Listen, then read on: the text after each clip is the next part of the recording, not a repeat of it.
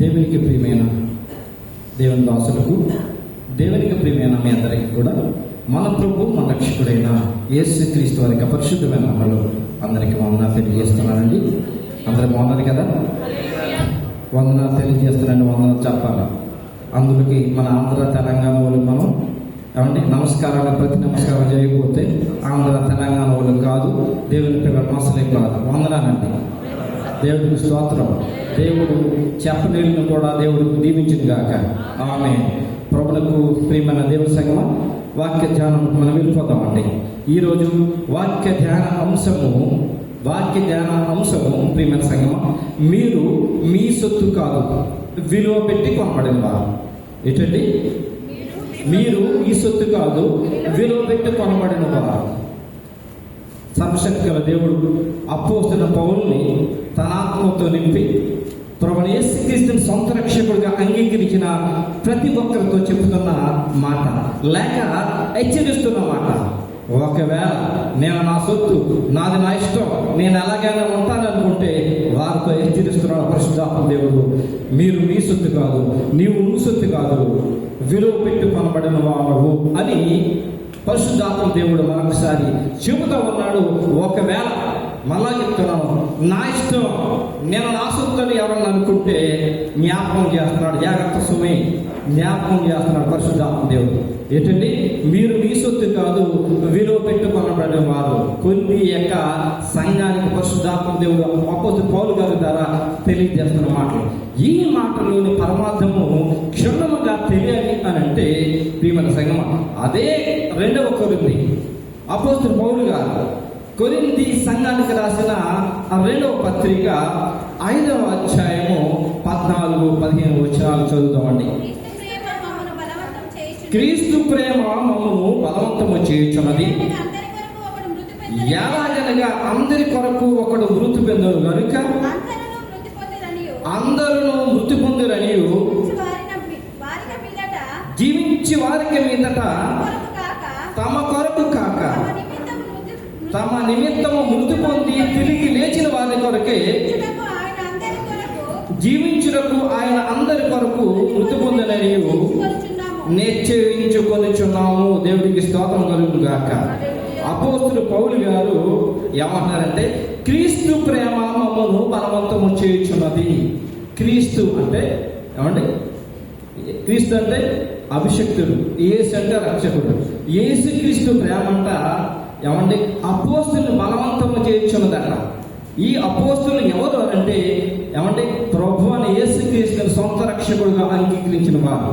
అనగా సొంత రక్షకుడుగా యేసుక్రీస్తుని సొంత రక్షకుడుగా అంగీకరించిన వారందరితో ఏమంటే క్రీస్తు ప్రేమ ఏం చేస్తుందంట? బలవంతము చేయుచున్నదట. ప్రియమైన సంగమం, ఎందుకు బలవంతము చేయుచున్నది క్రీస్తు ప్రేమ అంటే?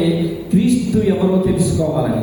ప్రభువైన యేసుక్రీస్తుని సొంత రక్షకుడుగా అంగీకరించిన వారు క్రీస్తు ఎవరో, ఆయన ఏమై ఉన్నాడో, ఆయన మీలో ఉన్నప్పుడు మీరు ఏమై ఉన్నారో, ఏమి చేయాలో ఏమి చేయకూడదో క్రీస్తు ప్రేమ ఏమంటే దేవుని పిల్లల్లో రక్షణ పొందిన వాళ్ళు ఉండి బలవంతము చేయించుందట, తెలియజేస్తూ ఉందట. ప్రియమైన సంగమం, క్రీస్తు ప్రేమ ఏమంటే క్రీస్తు ప్రేమ బలవంతము చేస్తుందంటే చేస్తుంది. దేవుడికి స్తోత్రం కలుగును గాక. క్రీస్తు ప్రేమ ఎందుకు బలవంతం చేస్తుందంటే ఏమండి? ఆయన ఎవరో తెలుసుకోవడానికి, ఇంకా తెలుసుకోకుండా రక్షణ పొందేశానని చెప్పి రక్షణ పొందేశానని భ్రమలో ఉండి వాళ్ళ ఇష్టానుసారంగా జీవిస్తూ ఉంటారే, వారికి జ్ఞాపకం చేయడానికి బలవంతం చేస్తుంది. మీరు విలువ పెట్టి కొనబడిన వారిని జ్ఞాపకం చేస్తుంది. మీరు మీ సొత్తు కాదు అని క్రీస్తు ప్రేమ బలవంతం చేస్తుంది. మరి ఆ ప్రేమ తెలుసుకోవాలంటే ప్రియమైన సంగమం, లోకంలో అందరినీ ప్రేమించాలి. లోకంలో అందరూ ప్రేమించినప్పుడే క్రీస్తు ప్రేమ తెలుస్తుంది. అన్నిటికంటే ఎక్కువగా ఏ ప్రభువైన యేసుక్రీస్తుని సొంత రక్షకుడుగా అంగీకరించామో ఆయనను ప్రేమించాలి. దేవుడికి స్తోత్రం కలుగును గాక. ఆయనను ప్రేమించకపోతే ప్రియమైన సంగమం, ప్రేమ గురించి అసలే తెలియదు. అదే అపోస్తలుడు పౌలు గారు కొరింథీ రాసిన మొదటి పత్రిక 14వ అధ్యాయం 1వ వచనంలో ఆయన ఏమని చెప్తున్నాడు అంటే ప్రేమ గురించి సరిపోతుందండి. ప్రేమ కలిగి ఉండడానికి ఏం చేయాలట? ప్రయాసపడుడి. 1 కేసు కింద ఏమని రాబడి ఉంది? ప్రేమను ఏం చేయాలట? వెంటాడుడి. దేవుడికి స్తోత్రం కలుగును గాక. ప్రేమను ఏమండి ప్రేమ కలిగి ఉండడం ప్రయాస పడితేనే ప్రేమ యొక్క విలువ తెలుస్తుంది. ఏమండి, ప్రేమ కొరకు ఆ ప్రేమను పొందుకోవడానికి సాయశక్తిగా ప్రయత్నం చేస్తేనే ప్రేమకు విలువ తెలుస్తుంది. ఒక కుటుంబం ఉందంట ప్రియమైన సంగమా. ఆ యొక్క కుటుంబం ఆ యొక్క సహోదరులు మన యొక్క సహోదరుని అనేక సార్లు వాళ్ళ ఇంటికి పిలుస్తూ ఉన్నారట. బ్రదర్, సిస్టర్, ఒకసారి బయటికి వెళ్ళండి. అయితే మరి ఆ సహోదరులు వస్తామండి అని చెప్పి అలా సమయం గడుపుతూనే ఉన్నారట. అవండి, ఇలాగూ చాలాసార్లు ప్రేమపూర్వకంగా వాళ్ళని ఆహ్వానిస్తున్నారు మా ఇంటికి రండి అని చెప్పి. అలా ఆహ్వానిస్తుంటే ఇంకా చాలాసార్లు పిలవగా ఇక ఆ సహోదరులు ఏమన్నారంటే, మరి చాలాసార్లు పిలుస్తున్నారు కదా, ప్రేమను ఆహ్వానిస్తున్నారు కదా, మరొకసారి వెళ్ళి చూద్దాం అని చెప్పి ఆ ఇంటికి వెళ్ళారట. ఆ సహోదరుల ఇంటికి వెళ్ళిన తర్వాత ఏమండి, వాళ్ళ ప్రేమ చూసి ఏమండి ఈ సహోదరులు ముక్తులైపోయారట. వాళ్ళ ప్రేమను చూసి ముక్తులైపోయి ఏమండి వాళ్ళు ఏమనుకున్నారట, పిలిచారు కదా కొద్దిసేపు ఉండి వెళ్ళిపోదాం అని చెప్పి అనుకున్నారని. కానీ వాళ్ళ ప్రేమ వెళ్ళి కట్టిపడేసిందట. వీరి కొరకు మరి రకరకాల పెళ్లి వంటలు చేసి పెడితే తృప్తిగా తిన్నారట. దేవుడికి స్తోత్రం కలుగును గాక.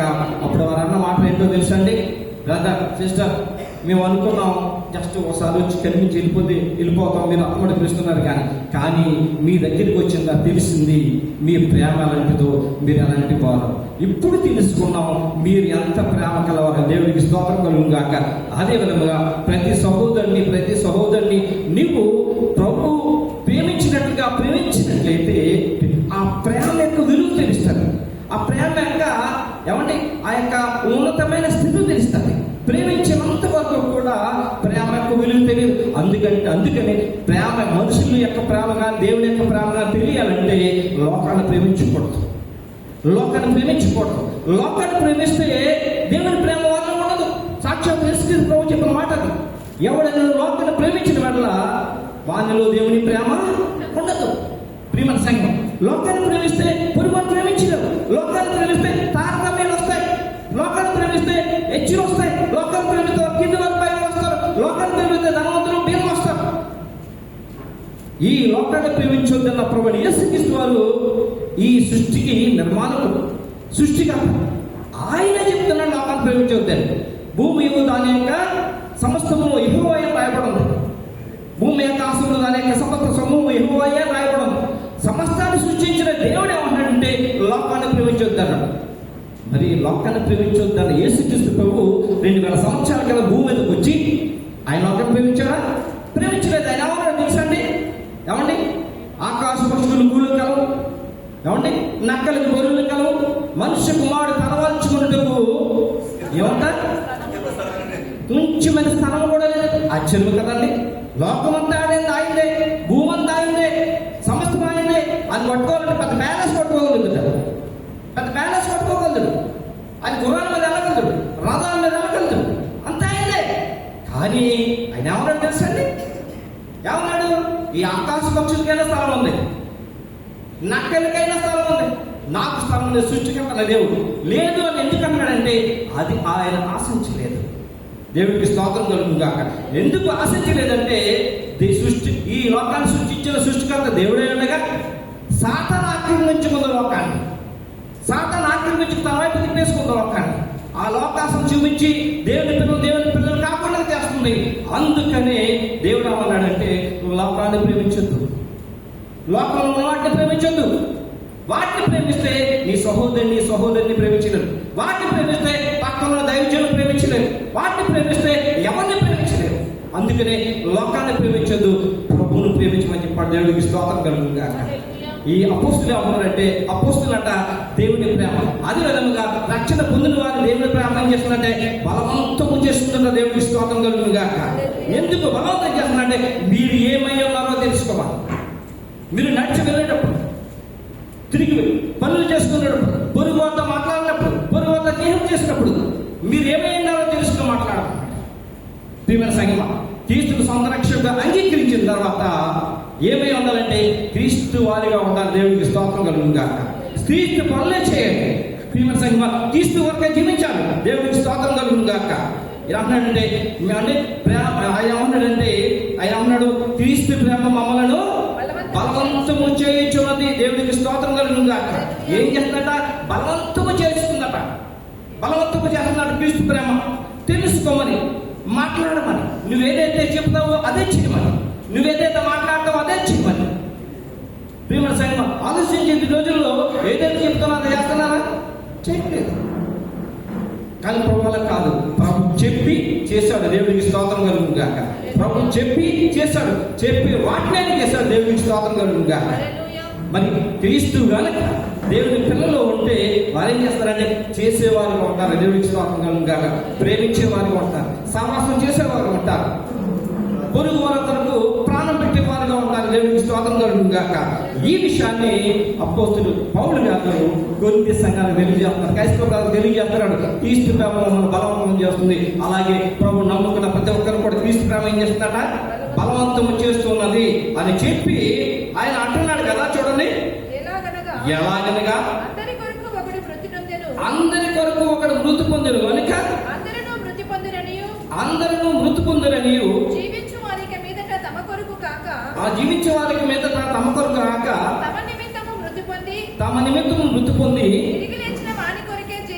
తిరిగి లేచిన వారి కొరకే జీవించుటకు ఆయన అందరి కొరకు మృతి పొందిననియు నిశ్చయించుకొనుచున్నాము. ఏమంటే క్రీస్తు ప్రేమ మన బలవంతము చేయుచున్నది. ఎలాగనగా అందరి కొరకు ఒకడు మృతి పొందును కనుక అందరూ మృతి పొందిరనియు. అందరి కొరకు ఒకడు మృతి పొందారని. ఎవరు మృతి పొందాడు అందరి కొరకు అండి? ఎవరండి? ప్రభు అని యేసుక్రీస్తు దేవుని నామమున మహిమ కలుగును గాక. అందరి కొరకు ఆయన మృతి పొందాడు. ఎందుకు మృతి పొందాడు ఆయన? ఎందుకు మృతి పొందాడండి?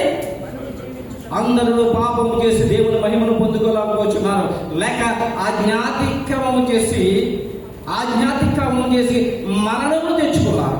అప్పుడు పౌలు గారు అంటారు కదా రఘునాథ పత్రికలో, ఏ భేదము లేదు, అందరూ పాపము చేసి దేవుడు అనుగ్రహించి మహిమను పొందుకోలేక అనగా ఆ పరలోక పట్టణానికి వెళ్ళలేకపోతున్నారు, ఆ నిత్యరాజ్యములకు వెళ్ళలేకపోతున్నారు.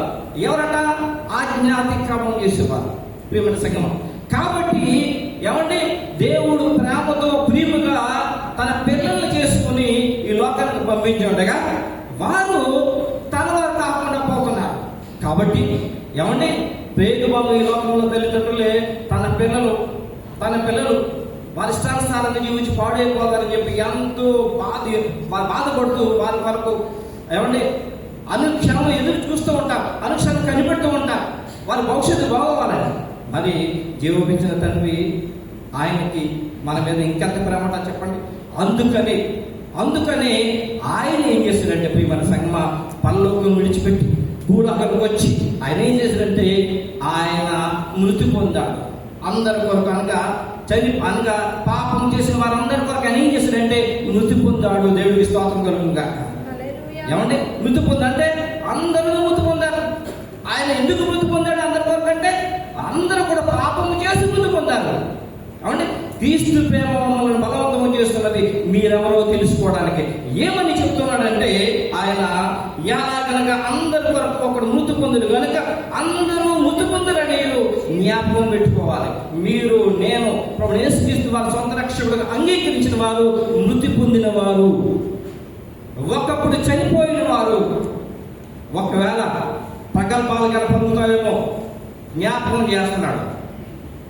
మృతి పొందిన వారు, నువ్వు చనిపోయిన నాకు జ్ఞాపకం చేస్తున్నాడు. చనిపోకపోతే ఆయన చనిపోయారు కాబట్టి ఆయన వచ్చాడు. ఏమండి నశించు దానిని వెతికి రక్షించిన మనుష్య కుమారుడు ఈ లోకంలోకి వచ్చాను. చనిపోయిన వారిని రక్షించడానికి ఆ నరకంలో వెళ్ళకుండా దేవుడు జీవాత్మ ఇస్తున్నాడు మనిషికి.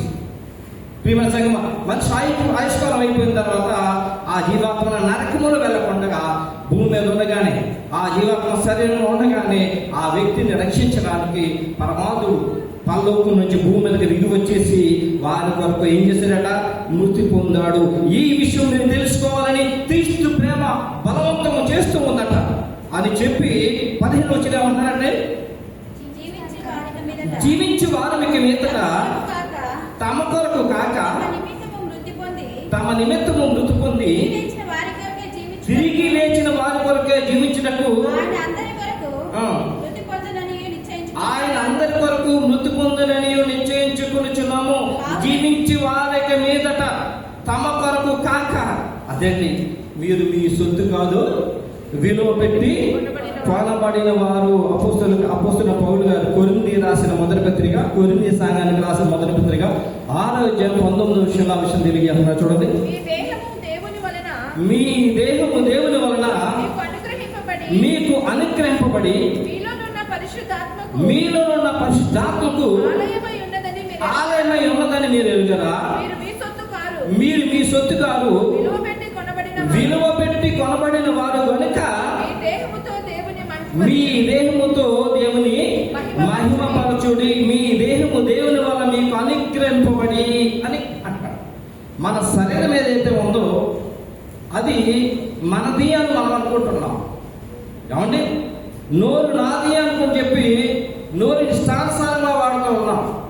ఏమండి, కాళ్ళు నాయ అని చెప్పి మన ఇష్టానుసారంగా నడుస్తూ ఉన్నాం. చేతులు నాయ అని చెప్పి మన ఇష్టానుసారంగా మన చేతులు వాడుతూ ఉన్నాం. మన అవయవాల్ని మనవి అనుకుంటున్నాం. ప్రియమైన సంగమా, జ్ఞాపకం చేస్తున్నాడు ఆయన. ఏమని చేస్తున్నాడంటే, ఏమండి, మీ దేహము ఈ శరీరం ఏదైతే ఉందో, ఈ అవయవాలు ఏవైతే ఉన్నాయో దేవుని వలన మీకు అనుగ్రహింపబడ్డాయి. మీ కాదువి పరలోకమందున దేవుడు ఈ లోకంలో జతపరిచిన యొక్క దేవుని పిల్లల్ని జ్ఞాపకం చేసుకుని ఆ యొక్క స్త్రీ గర్భంలోనికి ఏమండి ఆయన జీవాత్మను పంపించి స్త్రీ గర్భంలో ఆయన ఆ స్త్రీ గర్భానికి ప్రియమైన సంగమం ఒక ల్యాబొరేటరీగా చేసి దానిలో ఆ యొక్క జీవానికి శరీరం తయారు చేసి భూమి మీదకి పంపిస్తున్నాడు. దేవుడికి స్తోత్రం కలుగును గాక. కీర్తనాకారుడు అన్నాడు, ఏమంటే నేను పిండమనైనగా నీ కన్నులు నన్ను చూసిన దేవుడికి స్తోత్రం కలుగును గాక. కీర్తనకారుడు తెలియజేస్తూ ఉన్నాడు, ప్రియమైన సంగమం దేవుడి వల్ల వచ్చిన శరీరం, దేవుడిచ్చిన శరీరం తల్లి గర్భం ద్వారా ఆ శరీరాన్ని తయారు చేసి ఆయన జీవాత్మ నుంచి భూమి మీదకి పంపిస్తున్నాడు. ఈ విషయం తెలియకుండా దాన్ని కూడా మనసులో అనుకుంటున్నాం. ఆ విషయం జ్ఞాపకం చేస్తున్నాడు. మీ దేహం మీది కాదు, అందుకే మీరు మీ సొత్తు కాదు అంటాడు ఆయన. ఏమండి, దేవుని వల్ల మీకు అనుగ్రహింపబడి ఉంది. ఆ అనుగ్రహింపబడి మీ దేవుడు ఏమండి పరిశుద్ధాత్మ అనే ఆయన ఉంటూ ఉన్నాడు. దేవుడికి స్తోత్రం కలుగును గాక. రక్షణ పొందిన తర్వాత పరిశుద్ధాత్మ అనే దేవుడు ఆయన మీలో ఉంటున్నాడు. దేవుడికి స్తోత్రం కలుగును గాక. అయితే ఈ లోకంలో వచ్చిన మనిషి పాపము చేసి అతిక్రమం చేసి ప్రియమైన సంగమం ఆ యొక్క ఏమంటే మహిమను పోగొట్టుకుంటే ఆయన మళ్ళా ఏం చేశాడంటే తన రక్తము చేత కొని ఏమంటే విలువ కట్టబడిన రక్తం ప్రియమైన సంగమం ఈ లోకంలో వెండి బంగారు వచ్చిన వైడూర్యాలతో సాటి రాదు ఆయన రక్తము. దేవుడికి స్తోత్రం కలుగును గాక. విలువ కట్టలేని రక్తము, ఈ లోకంలో ఎవరు విలువ కట్టలేని రక్తము పరలోకమందున దేవుడే కుమారుడిగా భూమి మీదకి వచ్చి ఆయన రక్తము ద్వారా పాపులైన మనుషులు కొన్నాడు. ఏమండి, చనిపోయిన వారు కొన్నాడు. ముందే దేహము మనది కాదు, మనలో ఉన్న ఆత్మ మనది కాదు, ఆయనదే. దేవుడికి స్తోత్రం కలుగును గాక. ఆ దేవుడితో చేసిన పాపను బట్టి చనిపోయాం. చనిపోయిన మనల్ని మళ్ళా ఆయన రక్తం చేత కొని మళ్ళీ బతికించాడు. దేవుడికి స్తోత్రం కలుగును గాక. ఆయన చెప్తున్నాడు, విలువ పెట్టి కొనబడిన వారు గనుక మీ దేహంతో ఏం చేయాలట? దేవుని మహిమపరచుడు. దేవుడికి స్తోత్రం కలుగును గాక. ఏం చేయాలండి? దేవుని మహిమపరచాలట. ఆలోచించండి, ఈ దేహంలో రక్షణ పొందిన వారి గురించి ప్రత్యేకించి తెలియజేస్తున్న మాటలు ప్రభుత్వ యేసుక్రీస్తు సొంత రక్షకుగా అంగీకరించిన కానుండి కూడా అంగీకరించినప్పుడు కూడా మంచి మంచి వాగ్దానం చేద్దాం. ప్రభువా, ఏ సమయంలో సరే నేను నుంచి పెట్టాం, నీ చిత్తానుసారంగా జీవిస్తాం, ఈనాటి నుంచి నీ ఇష్టానుసారంగా జీవితం ఇష్టపడుతున్నావు అని చెప్పంటాం. ఆనాడు కూడా అయిపోతుంది అది. ప్రియమైన సంగమం కొంతమందికి మాత్రమే జ్ఞాపకం ఉంటుంది కాబట్టి మాట్లాడే మాటల్లో, చేసే పనుల్లో, చేసే క్రియల్లో దేవుడు నాలో ఉన్నాడని జ్ఞాపకం పెట్టుకుని చేస్తారు. అందుకే కొంతమందులు ఏం చేస్తారంటే దేవుడు జ్ఞాపకం చేస్తూ ఉంటాడు, నువ్వు మాట్లాడడం తప్పు, హృదయాన్ని గద్దిస్తూ ఉంటాడు, నువ్వు చేస్తున్న పని తప్పు, ఒకవేళ నువ్వు ద్వేషిస్తున్నాడే తప్పు. పరిశుద్ధాత్ముడు అనగా క్రీస్తు ఆత్మ గనక ఆ హృదయంలో ఉండి గద్దించిపోయినట్లయితే ఆ వ్యక్తి ఎవరిని బ్రతికిన చనిపోయిన వార్త లెక్క. ప్రియమైన సంగమం రక్షణ పొందిన తర్వాత ప్రభు యొక్క ఆత్మ ఏ వ్యక్తిని, ఏ స్త్రీని, ఏ పురుషుని గద్దించలేదో పాపం విషయం లేక మరి శాపం విషయం వారు చనిపోయిన వారి లెక్క. జీవించుచున్నావు అనే మాట మాత్రం ఉన్నది కానీ నీవు మృతుడవే లేక మృతురాలువే క్రియలు ఏమండి అలాగుంటాయి. కానీ పరిశుద్ధాత్మ దేవుడు హెచ్చరిస్తూ ఉండాలి. పరిశుద్ధాత్మను హెచ్చరిస్తూ ఉండాలి. పొరపాటు చేసినప్పుడు, ద్వేషించినప్పుడు, విరోధంగా మాట్లాడినప్పుడు పరిశుద్ధాత్మ దేవుని యొక్క ఆత్మ గద్దిస్తూ ఉండాలి. అపోస్తలులు సువార్త ప్రకటిస్తున్నప్పుడు ఏమైందో తెలుసా ప్రియమైన సంగమా? వారు ఆసియాకు వెళ్తూ ఉన్నారని వాక్యం చెప్పడానికి దేవుని ఆత్మ వారిని ఏం చేసిందట? అడ్డగించిందట. ఏమండి? ఆసియాలో వాక్యము చెప్పకూడదని అడ్డగించిందట. అపొస్తలుల 16 వచ్చిన ఈ విషయం రాయబడి ఉన్నాయండి. సార్ చూడండి.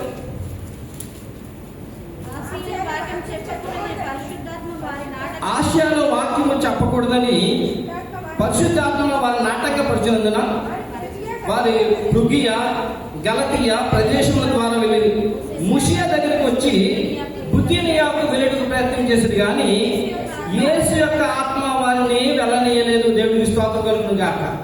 దేవుడు ఆత్మ అపోస్తలులోనే మాత్రమే కాదు, ప్రభువు యేసుక్రీస్తుని ఎవరైతే సొంత రక్షకుగా అంగీకరించారో వారిలో కూడా ఎప్పుడు ఉంటాడు. దేవుడికి స్తోత్రం కలుగును గాక. ఆవున్న దేవుడి యొక్క ఆత్మ ఏం చేస్తుందంటే ఎప్పుడు హెచ్చరిక చేస్తుంది. ఏది మంచిదో ఏది చెడదో చెబుతానే ఉంటారు. అందుకనే ఆత్మను ఆర్పకుడి అని అపోస్తలుడు పౌలు గారు తెలియజేస్తూ ఉంటారు. ఆత్మను ఆర్పకుడి. ఎవడైనా క్రీస్తు ఆత్మ లేని వాడైతే వాడు ఆయన వాడు కాదు. అందుకే దేవుని పిల్లలు దేవుని ఆత్మ ఉండాలి. దేవుని ఆత్మ ఉండాలి. దేవుని ఆత్మ దేవునికి ఇష్టమైన కార్యాలు చేస్తూ ఉంటుంది. దేవునికి ఇష్టమైన వారిగా నడిపిస్తూ ఉంటుంది. దేవునిలో కట్టుబడుతూ ఉంటుంది. దేవుని చేత బలపరచబడుతూ ఉంటుంది. లోక సంబంధమైన వాటి యందు వెళ్ళవద్దు, ద్వేషింపు చేయలేదు, ఆయన కనుక చేయలేదు. దేవుడు దోషులు దూసుకునేది. కొంతమంది పుణ్యాత్ములు ఉంటారు సంఘాల్లోని, దేవుని దోషులను తిట్టడానికి కూడా వెనకాడరు. దేవుని ఆత్మ ఉందంటారా? చెప్పండి. పురుగు అని తిట్టుతున్నారంటే దేవుని ఆత్మ ఉందంటారా? లేదు. దేవుని యొక్క ప్రేమ, క్రీస్తు ప్రేమ మమ్మల్ని బలంతో చేయుచున్నది. ప్రియమైన సంగమా, ఈ మాటలు మీకు ఇష్టమైన మాటలన్నీ చెప్పేసి శైలేష్ గారు మంచోడు అనిపించుకోవచ్చు. నేను ప్రియమైన సంగమా, మీకు ఇష్టమైన మాటలన్నీ చెప్పేసి శైలేష్ గారు మంచోడు అనిపించుకోవచ్చు. కానీ నా దేవుడి చేత నేను దూషించబడతా. ఆయన ఉగ్రతకు పాల్గొతారు. అపోస్తలుల కాలంలో అపోస్తలులు సువార్త ప్రకటిస్తూ ఉన్నప్పుడు ఏమండి, ఆయన యొక్క అపోస్తలుల యొక్క సువార్తను బట్టి ప్రభు వారిలో ఉండడం బట్టి గొప్ప కార్యాలు దేవుడు చేస్తూ ఉన్నాడు. అలాగూ చేస్తూ ఉన్నప్పుడు ఏమండి, అలాగూ చేస్తున్నప్పుడు అనేక మంది అపోస్తలుల బాధకి ఆకర్షించబడి వారి యొక్క చిరాస్తులను కూడా అమ్మి అపోస్తలుల పాదం మీద పెట్టారు. వాళ్ళ ఏకత్వం మనసు వచ్చేసింది. అందరూ కూడా దేవుని ప్రేమించే వారికి అయిపోయారు. వారి యొక్క చిరాస్తులు పూర్వకాలంలో తాతల నుంచి ఇచ్చిన ఆ యొక్క ఆస్తులను అమ్మేసి అపోస్తలుల పాదంలో పెడితే అపోస్తలులందరూ కూడా వారందరికీ సమానంగా ఆహారాన్ని ఇస్తూ ఉన్నారు. ఆహారాన్ని పంచిపెట్టడానికి కూడా కొంతమంది ఏర్పాటు చేశారు. కొంతకాలం అయిన తర్వాత దాంట్లో విధవరాల్ని చిన్న చూశారని చెప్పి కంప్లైంట్ వచ్చిందంట అపోస్తలుల దగ్గరికి. కొంతమంది లెక్క యూదుల్లో తీసుకున్నారు, వారికి సరిగ్గా ఆహారం పెట్టలేదట, కంప్లైంట్ వచ్చిందట. అప్పుడు 7 ఏర్పాటు చేసుకుని వారు అన్నారు కదా, అపోస్తలులు మేము మా యొక్క సువార్త ప్రభు యొక్క సేవ మానేసి ఆహారం పంచి పెట్టడం యుక్తమా అని చెప్పి మీరు ఒక 7 మీరు ఆత్మతో నిండి వారిని మీరు ఏర్పాటు చేసుకోండి, వారి మీద చేతి నుంచి మేము ప్రార్థన చేస్తాం, ఆహారం పంచడానికి వారిని నియమిస్తాం అన్నప్పుడు 7 మనం ఏర్పాటు చేసుకున్నాం. 7 ఏర్పాటు చేసుకున్నప్పుడు అపోస్తలులు వారి చేతుల నుంచి ప్రార్థన చేశారు. అలా ప్రార్థించిన తర్వాత వారు చక్కగా అపోస్తలుల ద్వారా దేవుడిచ్చిన అధికతను వారు చేస్తూ అందరికీ సమానంగా ఆహారం పంచిపెడుతూ, అంతేకాకుండా వారు దేవుని ఆత్మ చేత నింపబడిన వారే దేవుని వాక్యం ప్రకటిస్తూ ఉన్నారు. దేవునికి స్తోత్రం కలుగును గాక. వాళ్ళు ఏముందో తెలుసండి, దేవుని ఆత్మ బలపరుస్తుంది. వారిలో ఒకరైనా స్తెఫను గురించి మనకు బాగా తెలుసు. ఈ స్తెఫను దేవుని ఆత్మ చేత నింపబడి తనకి ఇవ్వబడిన పని తాను సంపూర్తి చేస్తూ, అంతేకాకుండా దేవుని ఆత్మ దేవుని యొక్క ప్రేమ అతను బలపరుస్తూ, దేవుని ఆత్మ చేత బలపరచబడుతూ దేవుని కొరకు అతను సాక్షిగా జీవిస్తూ ఆయన అంటాడు కదా. అప్పుడున్న పరిశీలన శాస్త్రం ఏమంటాడు తెలుసా? నేను ఏమంటే పరిశీలన శాస్త్రం అంటారు, మీరు అబ్రహాము సంతానం అని మీరు చెప్పుకున్నారు, కానీ మీరు అబ్రహాము క్రియలు మీరు చేయట్లేదు. మేము దేవుడు కుమారులను కుమార్తెను అని చెప్పుకుంటారు, కానీ ఆ క్రియలు మీరు చేయట్లేదని చెప్పి వారిని హెచ్చరిస్తున్నప్పుడు వారు ఏం చేస్తారో తెలుసండి? ఏం చేశారండి? ముస్కరులారా అన్నాడు. అపొస్తలుల కార్యాలు ఈ విషయాలు రాయబడి ఉన్నాయి.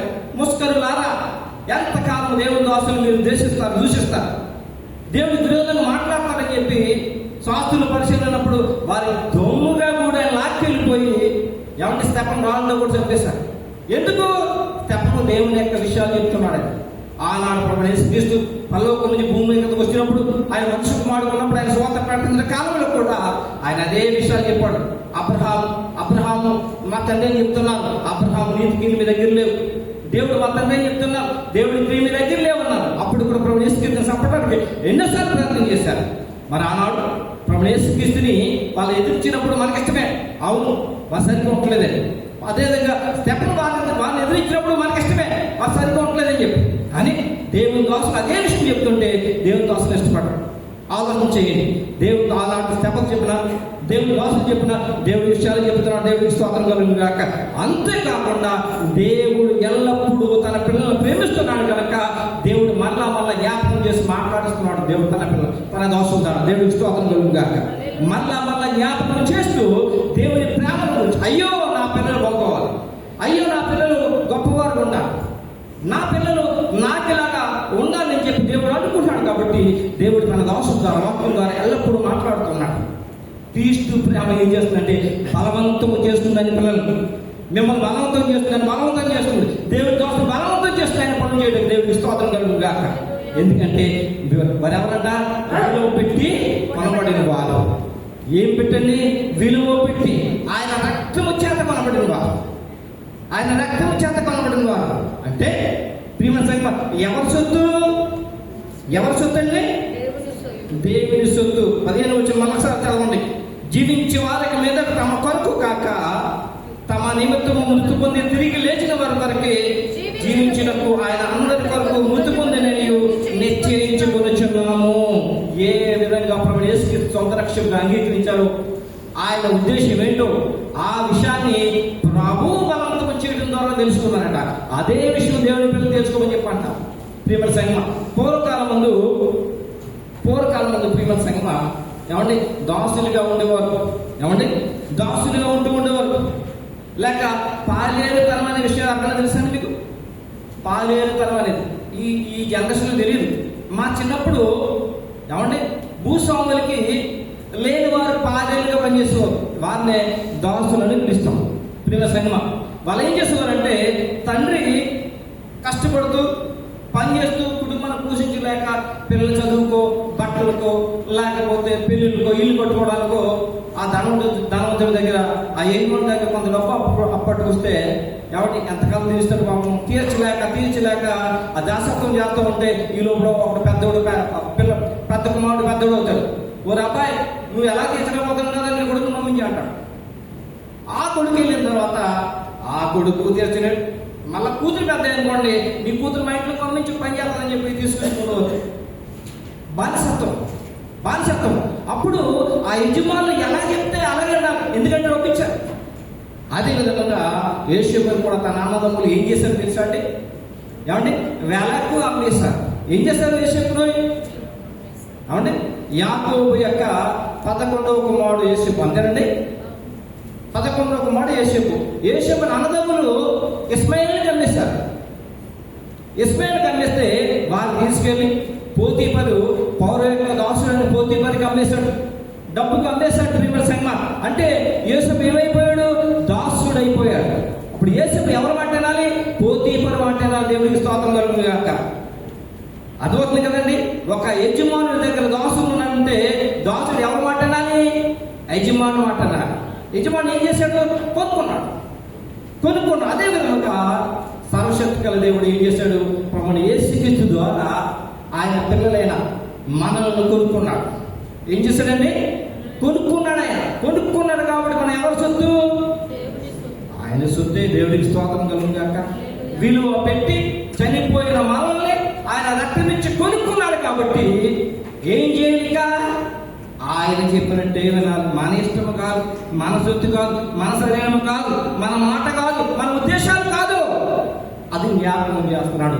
విలువ పెట్టి కొనబడిన వారు కనుక మీ దేహముతో దేవుని మహిమపరచుడి. ఏమి చేస్తున్నా కూడా దేవుని మహిమని ఎతకాలి. నువ్వు సంఘం కడుతున్నా, ఒక చర్చి కడుతున్నా, పేదవారికి చేస్తున్నా, దేవుడు మహిమ కావాలి. నిన్ను నిలబెట్టుకుని ఆయన నీ ద్వారా చేస్తున్నాడు. ఆయన ఇక్కడ ఉన్న మనందరినీ కూడా, లేకపోతే ప్రపంచ సంఘాలలో ఎంతమంది అయితే ఉన్నారో అందరినీ ఆయన రక్తించి కొనుక్కున్నారు. మా తాడుకోవడం మేము సంఘం కట్టాం, మా రక్తం ఇచ్చి కొనుక్కోలేదు. ఇక్కడ వేణుబాబు గారు సంఘం కట్టారు, వేణుబాబు గారు రక్తం ఇచ్చి కొనుక్కోలేదు. దేవుడి గారు సంఘం కట్టి ఉంటారు, ఆయన రక్తం ఇచ్చి కొనుక్కోలేదు. సర్వశక్తిగా దేవుడు తన ప్రియ కుమారుడు యేసుక్రీస్తు రక్తముతో కొన్నాడు. అయితే మమ్మల్ని ఆయన పని కొరకు వాడుకుంటున్నాడు. దేవుడికి స్తోత్రం కలుగుగా. ఆయన పని కొరకు వాడుకుంటున్నాడు. ఆయన పిల్లలు మీరు చింతపాటి కొడుకులు వేణుబాబు మాట అన్నారు, మీరు లేకపోతే మేము గోడలు చెప్పుకుంటామని. ఆయన ఆకర్షిస్తే కదా, దేవుడు ఆకర్షిస్తే కానీ దేవుడి సన్నిధికి మీరు రాదు. దేవుడికి స్తోత్రం కలుగుగా. ఆయన పిల్లలుగా మమ్మల్ని పిలుచుకున్నాడు, ఆయన రక్తం ఇచ్చి మమ్మల్ని కొనుక్కున్నాడు. ఆయన సొత్తు మీరు, మనందరం ఆయన సొత్తు, అపోస్తలుల ఆయన సొత్తు. కాబట్టి ఏం చేయనట, ఆయన సొత్తు అయిన మనము ఆయన చిత్తమే నెరవేర్చాలి. ఆయన మాటే వినాలి, ఆయన మహిమనే వెతకాలి. మన మహిమను కాదు, మన గొప్పదనం కాదు ప్రియమైన సంఘం. ఎందుకంటే మనం ఎవరము? ఆయన సొత్తు, ఆయన పదము. ఈ మాటను అపోస్తలునికి జ్ఞాపకం చేస్తూ ఉన్నాడు. అపోస్తలు జ్ఞాపకం చేస్తున్నాడు. ఆయన మీరు ఆయన సొత్తు అని చెప్పి. కాబట్టి ప్రియమైన సంఘం, అందుకని అపోస్తలు ఏం చేస్తారంటే, ఇది తెలుసుకున్న అపోస్తలు ఆయన మహిమను మాత్రం ఎదిగారు. అనేక సంఘాలకు వెళ్ళి, అనేక దేశాలకు వెళ్ళి వాక్యం ప్రకటిస్తున్నప్పుడు ఆకాశం నుంచి దేవదూతలు దిగి వచ్చేసారు. గొప్ప కార్యాల ద్వారా అందువల్ల జరుగుతున్నాయని చెప్పి పూజ చేద్దాం, దండలు పట్టుకొచ్చారండి, ఇల్లు పట్టుకొచ్చారండి, వదిలిందామని. వెంటనే అపోస్తలు తన బట్టలు చెప్పుకుని, అయ్యో నాయన రాదా, మేము దేవుడిని కాదు, మేము దేవుడి చేత ఆయన రక్తం చేత కొనబడిన వారము, కిరీలు చేసేవాడు ఆయనే, మేము కాదని చెప్పి ఏమంటే దేవుడిని మహిమపరచాలంటే దేవుడికి స్తోత్రం కలుగును గాక. ఎవరంటే ఆయన సొత్తు. అదే విషయాన్ని మళ్ళీ జ్ఞాపకం చేస్తున్నాడు దేవుడు. ఏమనంటే మీరు విలువ పెట్టి కొనబడిన వారు. ఏమంటే మీరు మీ సొత్తు కాదు. రక్షణ పొందిన ప్రతి ఒక్కరు కూడా దేవుని దోషణానికి కావాలి. ఏమండి దేవుని రక్షణ పొందిన దేవుని విశ్వాసానికి కానివ్వండి, ఎప్పుడు జ్ఞాపకం ఉంచుకోవాలంటే జ్ఞాపకం ఉంచుకోవాల విషయం ఏంటంటే, మనము మన సొత్తు కాదు, మీరు మీ సొత్తు కాదు. మన శరీరం అయింది, శరీరంలో ఆత్మ అయింది. ఒక్కనాడు మన చనిపోతే తిరిగి ఆయన మళ్ళా కొడుకున్నాడు. ఆయన సొత్తు, ఆయన చిత్తం వరకు చూడాలి. అందుకే అపోస్తలులు ఏమంటారంటే, బ్రతుకుడు క్రీస్తే చావు అయితే మేలే. బ్రతుకుడు క్రీస్తే చావు అయితే మేలని మాటల్లో చెప్పలేదు వాళ్ళు. క్రీస్తు కొరకు చనిపోవడానికి పలుమార్లు దెబ్బలు తిన్నారు. చనిపోయారని ఈడ్చి వేశారు తిరిచేవారు.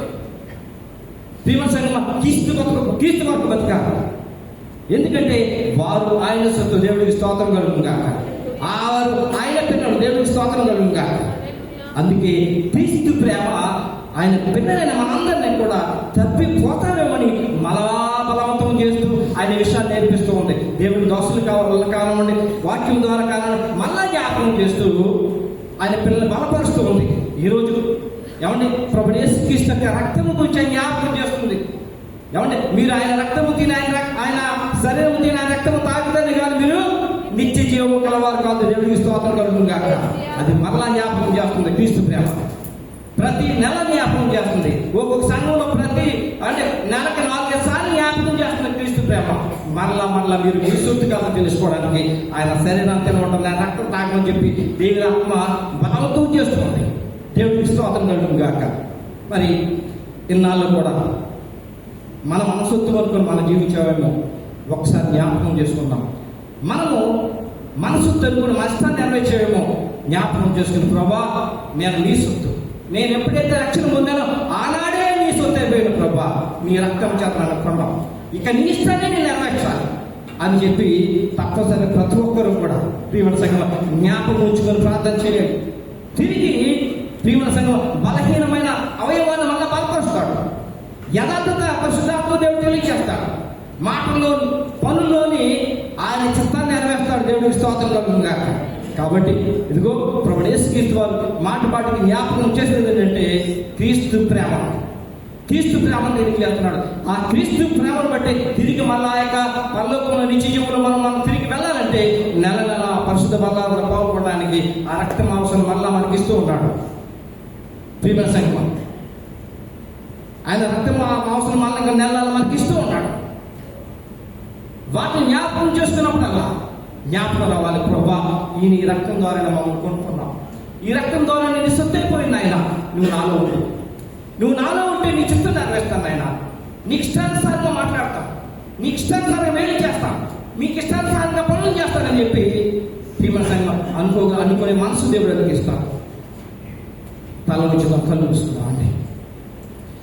సర్వసత్తులు మహోన్నతులు మహాగణమైన మా ప్రభా, మీ ఘనమైన నామానికి స్తోత్రములు ఇస్తున్నాయన ప్రభా. అపోస్తుల ద్వారా మీరు మరొకసారి నాయన